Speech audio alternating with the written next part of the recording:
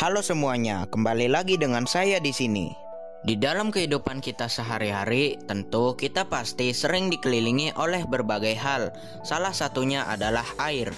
Air merupakan unsur yang paling dominan di planet ini. Air sendiri menutupi sekitar 70% permukaan bumi.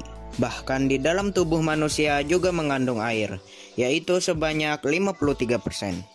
Tapi pernahkah kalian bertanya, bagaimana proses hujan terjadi?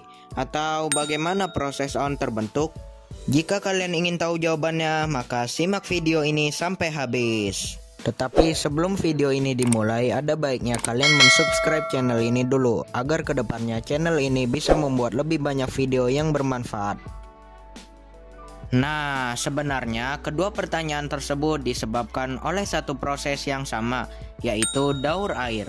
Daur air merupakan perubahan yang terjadi pada air secara berulang dalam suatu pola tertentu, atau suatu proses di mana air mengalami perputaran dari bumi, kemudian ke atmosfer, lalu kembali lagi ke bumi.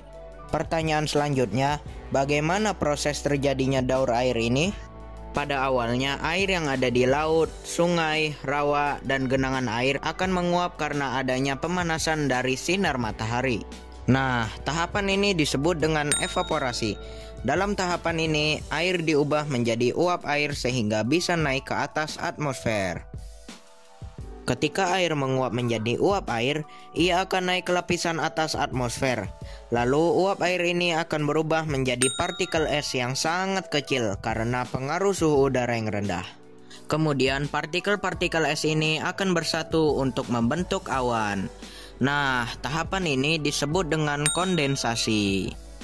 Karena awan itu sudah terlalu banyak mengandung titik air, maka titik-titik air itu akan mulai jatuh kembali ke permukaan bumi, baik dalam bentuk cair ataupun padat.